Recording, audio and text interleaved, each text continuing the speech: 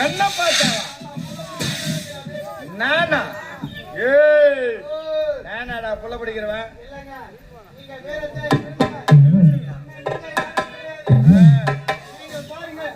நாங்க போய் உள்ள போய் பார்க்கலாம் ஆகட்டும் ஐயா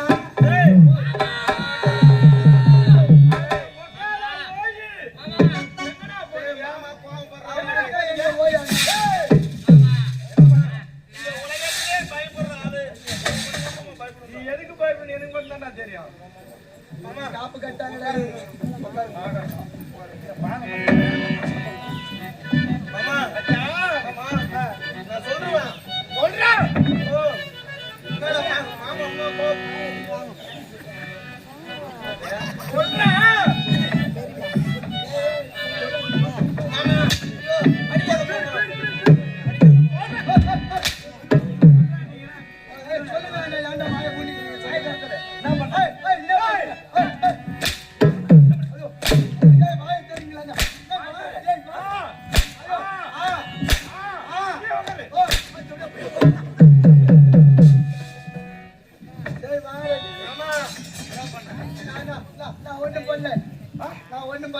நீ ஒண்ணும் பண்ணாதியா பேச மாட்டேங்க அவனுங்க பேச வந்தது பண்ணலையா நான் ஒண்ணு பண்ணலங்க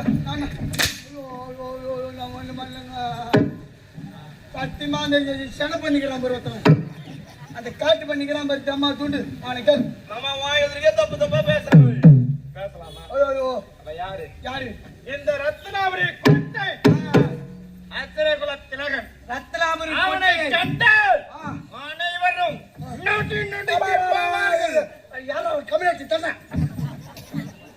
ஒரு வீரத்தனமா பேசுறாங்க காவல போட்டு மெரிப்பா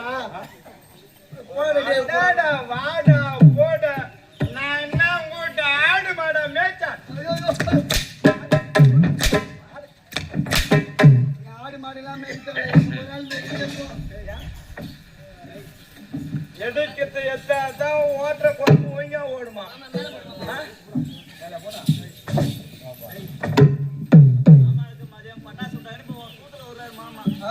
பாத்தியா ரெடி ஆயிட்டா நாலு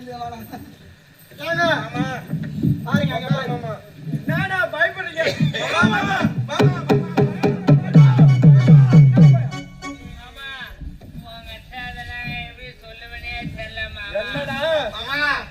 என்ன செய்யுமா செஞ்சானுங்க அவன் என்ன இந்த செஞ்சானுங்க வேலையை செஞ்சுட்டாங்க அவர்கள் அவர்கள் ஏங்க அவன் செய்யக்கூடாத வேலை செஞ்சுட்டாங்க அவங்க ரெண்டு பேரும் என்ன பண்ணாங்க தெரியுமா இவங்க ரெண்டு பேரும் நல்லா திறமை விட்டு தூள மாட்டிக்கிறானுங்க ரெண்டு பேரும் போகணும் இருவரும் ஒரு சின்ன பையனை அடிச்சுக்கிறாங்க பையனை அடிச்சுக்கிறாங்க அவன் என்ன நினைக்காதுங்க அரண்மனையில ஓடி விளையாடி கொண்டிருப்பான் ஓடி வந்தவுடன் நீங்கள் வாய்க்கு வாய்க்கு எப்படி மாமா என்று அழைக்கின்றோமா தாத்தா தாத்தா என்னுடைய பாதத்தை சுற்றி வருவான்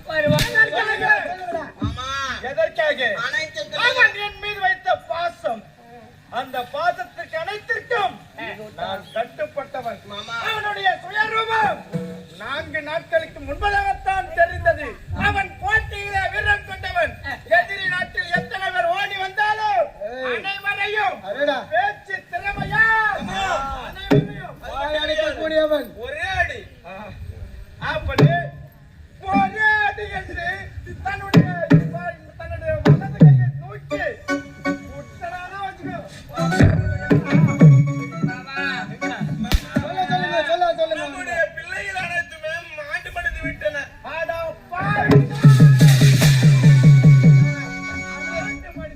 அதுவே முக்கியமான அவன் அனுப்பலாம் சொல்லிடலாம். சின்ன பிள்ளைய நான் போறேன்னு அனுப்புவனா? சரி, என்னுடைய அண்ணனிடத்தில் உரைத்தனா நானே சமரிக்கு செல்கிறேன் என்று. ஆனால் என்னுடைய அண்ணன் என்னுடைய வார்த்தையை கேட்காமல் அவனை அனுப்பி அவன் சமரிலே தோற்று அவனை பறிகொடுத்து விட்டோம்னா பறிகொடுத்து சமரிலே அவனை மாண்டு முடிவு செய்தார்கள். யாரால் எப்படி சமன்? சாம்பலில் பிறந்தவனா, சத்திரிய வம்சத்தை சார்ந்தவனா, வீர வன்னியனா, நம்மை அழிப்பதற்காக கடலோர பகுதியில் பாடி விவாதம் அமைத்துக் கொண்டிருக்கிறார். வீர வன்னிய அவனடா நம்ம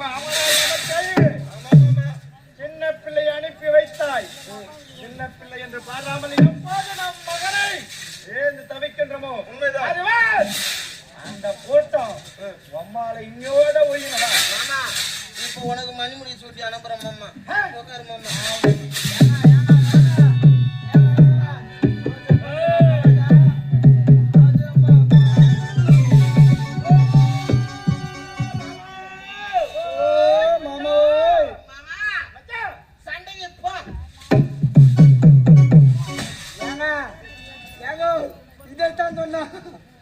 இதைத்தான் அவன்கிட்ட சொன்னா போ.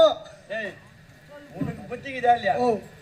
இப்போ ஒரு பொருளை எடுத்துட்டு வாடான்னு சொல்லி அங்க போடாம எப்படி போவா? என்ன சொன்னா தான் போவா. அதான் என் மச்சான் போவீங்களா?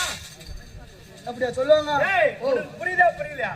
இப்ப அங்க ஒரு பொருள் இருக்குது, போய் எடுத்துன்னு வாடான்னு சொல்லதுக்கு போன்னு தான் சொல்லுவாங்க. அதான் போய் எத்தனை வாடான்னு தான் சொல்லுவேன். போனா நான் சொல்லுவேன். போய் எத்தனை வாடா மாத்தி சொல்லிட்டா அவர்களை விட மாட்டேன். எப்படி என்னுடைய சிறு பிள்ளை என்று பாராமல் அவனை நசுக்கிறார்களோ அவனை நசுக்கி அவனை விடவே மாட்டேன்.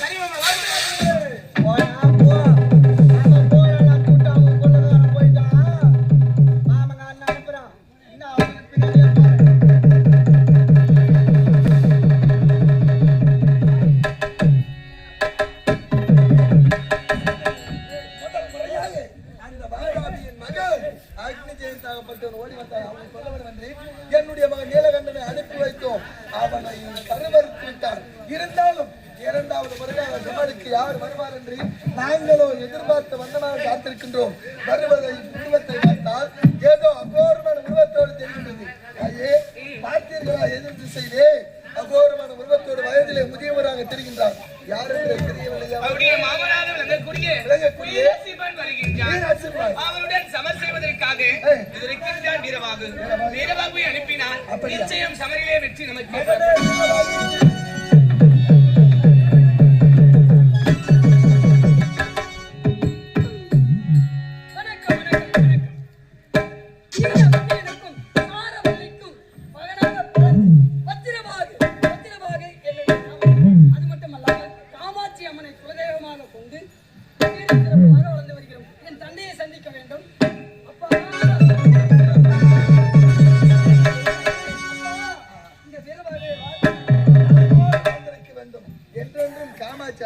நமக்கு துணையாக இருக்கின்ற சமயத்திலே நமக்கு யாதொரு தீங்குமே ஏற்படாது.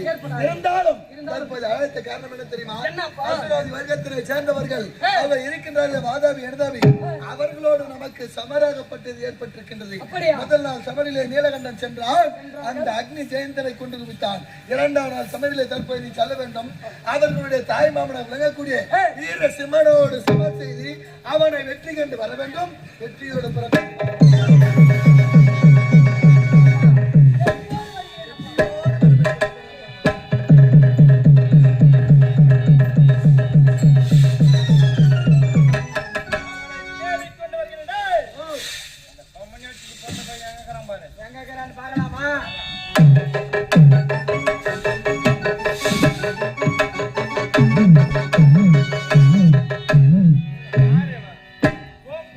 எவ்வளவு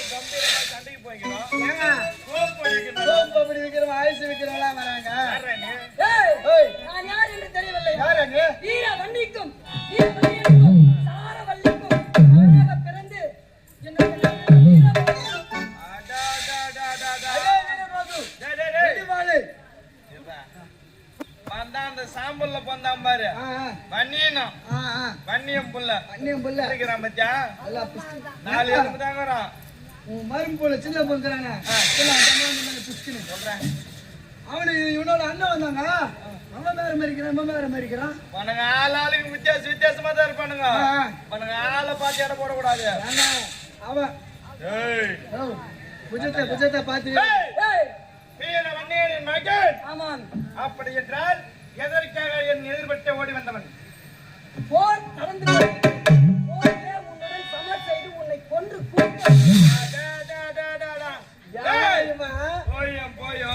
அப்படி இருக்கிற பையன் சின்ன சிறுப்பையன் நீயாடா என்கிட்ட சமைச்சு ஐயா வீரபாகு ஐயா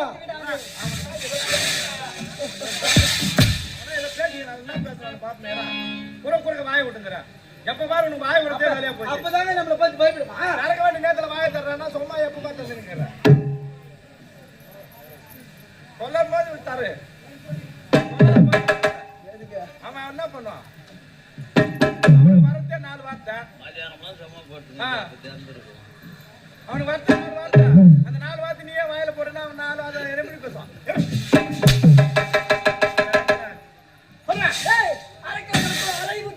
இப்போதே கூறுவீடு வந்தது தவறு என்று என்னுடைய பாதத்தில் மீண்டும் மண்டியிட்டு பிச்சைகள் கேட்டியா மன்னித்து விடுகிறேன் கேட்டியா பாதத்துல நம்ம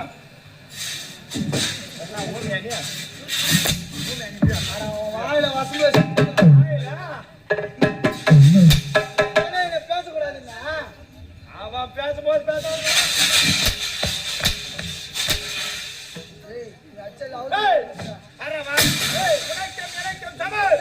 சாமரிலே நீ ஓடி வந்திருக்கிறாய் போட்டு மற்ற வேலை வேண்டாம்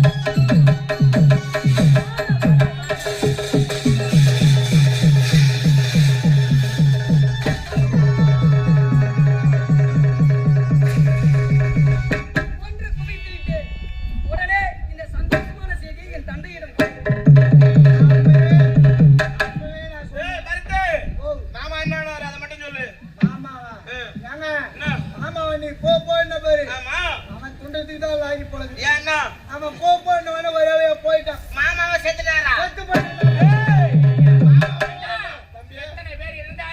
உன்னுடைய தம்பி நான் இருக்கேன் தம்பி உடையான் படை கேட்டார் ஆர்வம் எனக்கு புரியுதுடா இன்னைக்கு தம்பி உட்காரா அப்படியா சண்டைக்கு போறியா தம்பி சண்டைக்கு போடா ரெண்டு பேரும் சண்டைக்கு போடான்னு உடனே போயிட்டான் வார்த்தையா இருவரிடத்துல இந்த வார்த்தையை உரைத்தாய் அவர்கள் திரும்பி வராமலே போயிட்டாங்க அதனால் உன்னுடைய தம்பி நான் சமருக்கு செல்கின்றேன் நான் சமருக்கு செல்லும் பொழுதும் இப்பேற்பட்ட வார்த்தையை உரைக்கின்றாயே நியாயமானா எப்படி இருந்தாலும் ஜெயம் உனக்கு தானே நீ பயப்படாத அப்படி ஆகட்டும் உன்னுடைய ஆசை இருக்க வரைக்கும் நிச்சயமாக என்றுமே கேட்க மாட்டேன்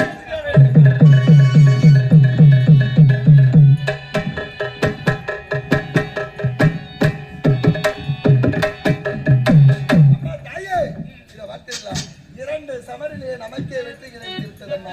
மூன்றாவது சமரிலே அதை பார்த்தில்லா எவனோ ஒருவன் உரைத்த கர்ச்சனையோடு சிங்கம் போல் சீறி வருகின்றான். அவனை பார்த்தால் யார் என்று தெரியவில்லை. யாராக இருக்கக்கூடும்? யார் தெரியுமா? வாதாபி அசுரனுடைய தம்பி கணதாபீஸ்வரன் வருகின்றான். கணதாபியா? அவரை அழைக்க வேண்டும் என்றால் நம்முடைய படையில் இருந்து யார் செல்ல வேண்டும்? நீயே செல்ல வேண்டும். அப்படியா? அம்மா, எந்த ஒரு வார்த்தைக்காக நான் இத்தனை நேரமாக காத்திருந்தேன். எப்போது நான் செல்ல வேண்டும் என்று உரைத்து விட்டீரோ தற்போது செல்கிறேன். அவனை கொண்டு விட்டு வருகின்றேன். பண்ணியா? அம்மா, சமருக்கு செல்வதற்கு முன்பதாக நாம் சென்று வருவதற்கு எத்தனை மாதமாகுமோ, எத்தனை வருடமாகுமோ, எத்தனை நாட்கள் ஆகுமோ, ஆகையால் உன்னுடைய மனைவி இருக்கின்றாலே லாவண்யா சாரவல்லி, அவளை அழைத்து அவளிடத்தில் விடைபெற்று ஒரு வார்த்தை சொல்லிவிட்டு புறப்படலாம். அப்படியா? ஆகட்டும் தாயி. தன்னை லாவண்யா சாரவல்லி.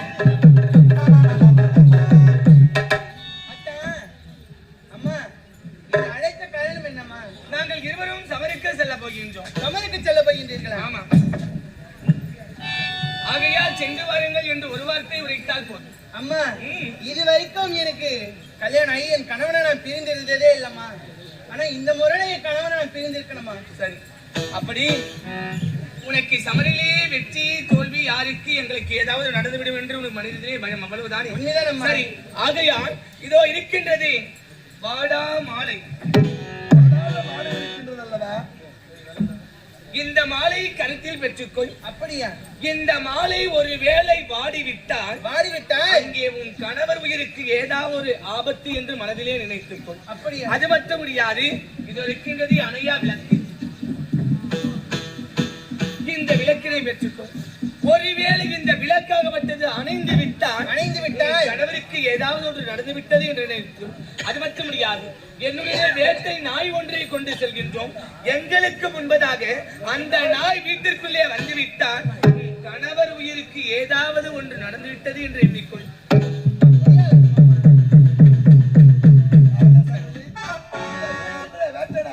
இந்த வேட்டை நாய் எங்களுடைய கரத்தோடு அழைத்துக் கொண்டு செல்கிறோம். இந்த நாயாகப்பட்டது திரும்ப இல்லத்தில் கண்டித்தாலும் எங்களுக்கு ஆபத்து என்று நீ எண்ணிக்கொள்ளலாம். அப்படியா? இப்பொழுது செல்லலாமா? செல்லலாமே. வீரவண்ணியா, அம்மா. புறப்படி வெட்டி.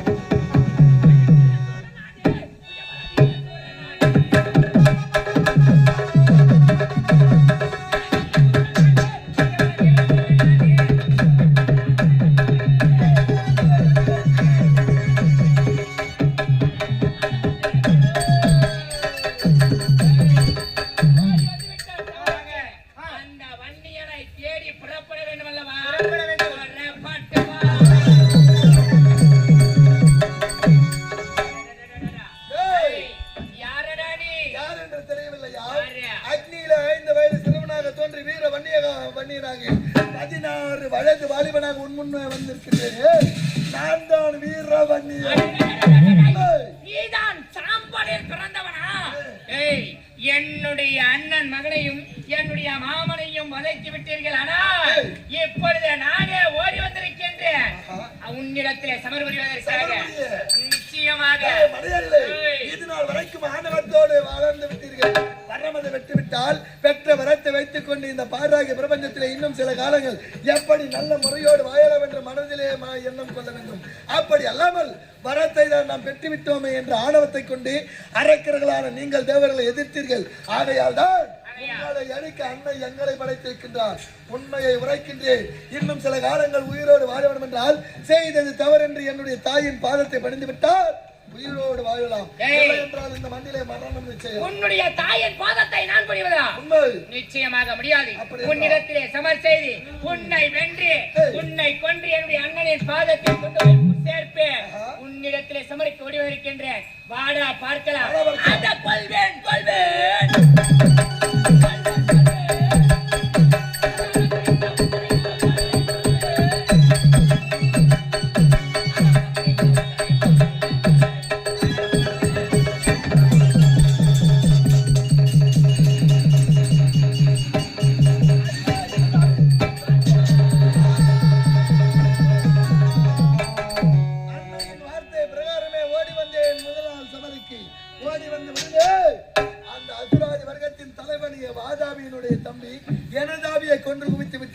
இன்னும் இருப்பது அந்த வாதாபி ஒருவன் மட்டுமே.